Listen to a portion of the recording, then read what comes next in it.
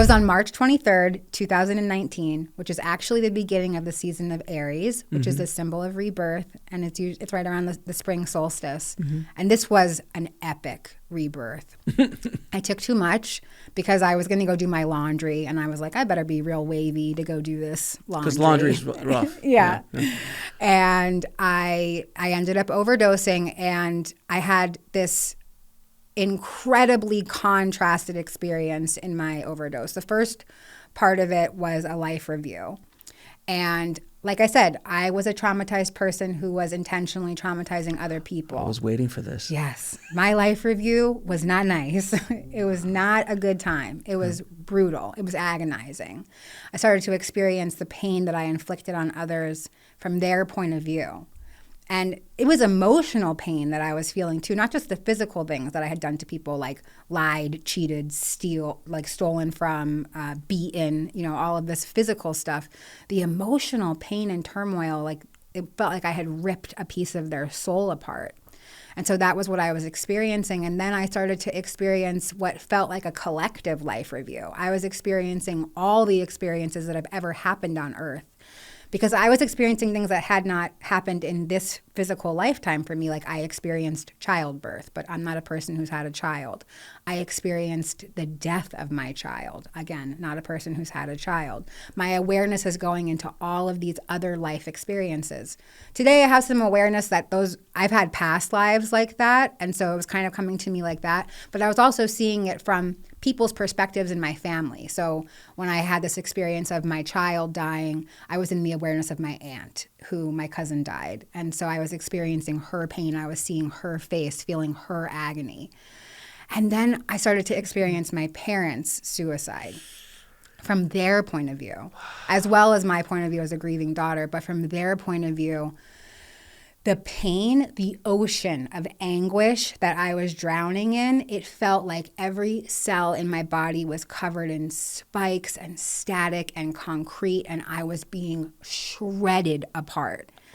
And in that moment, I thought, okay, I must be dead, because I'm seeing all these dead people, and I'm dead, and this is it, and this sucks. This is not what I expected. So before we keep going, so did you just, when you overdosed, did you just pop into a life review, or was there a tunnel of light? Was there darkness? What was it? I fell on my bathroom floor, and I just started to feel the feelings. So, and it took me years to piece together that it was a life review. I just used to say, I saw my parents, and that's how I knew I was dead, because I saw my dead parents. But, the amount of emotions that I was experiencing was every emotion that you could ever have in the Earth experience. That's interesting. I've not heard of a life review that you started to see other life experiences, and they weren't you in another life or another timeline. It was through other people's in your world, or people that were not in your world? Both. And I have some language for it today. I was experiencing a spontaneous Kundalini awakening. Oh, Jesus. So if anybody doesn't know, Kundalini roughly translates into life force. So I was having this life force energy activation. I was experiencing all of life, not just my life, every life. And it was the most intense thing ever. And I had a unity experience, and it was as if my soul was going up and down the scale of consciousness. I was experiencing grief and apathy and loss and anger and betrayal, and then going into acceptance and willingness and unconditional love. But it was just rapid firing up and down.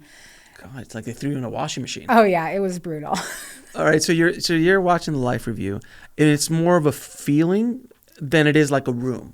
Right. Because there's some NDEers that walked into a room, and there's a spirit guide next to them, and they're like, here, let's take a look at your life review. You weren't that. So the way that I perceive it is that everything that I was constructing was coming from my mind's eye. The space where I was had no physical features to it, but my mind's eye was constructing spaces within it. Got it. But so were you dead, or were you not dead yet? I don't know if I actually died, because nobody ever pronounced me dead. This is all just like me strung out on my bathroom floor. Fair enough. So you could have OD. Well, you did OD. A part of me died if I didn't physically die. Right, exactly. So you're going through all of this. So then what happens after the life review, which, by the way, it sounds horrific, but there was positive stuff. So you were going up and down. A lot of people, when I tell them about the life review, they're terrified of it. because they feel it's judgment. Did you feel judged, or did you just feel like this is what it was? Yeah, there's no such thing as condemnation. There's no such thing as judgment. It's me judging me. Yeah, You know, which is the worst. Which is I'm the worst judge. So it was just me judging me, or maybe the way that society would judge those things. What my conditioning was judging the experiences, but I was also feeling the emotion. So it wasn't really about judgment. It was about truth. To watch the full video, click on the link below, and don't forget to subscribe.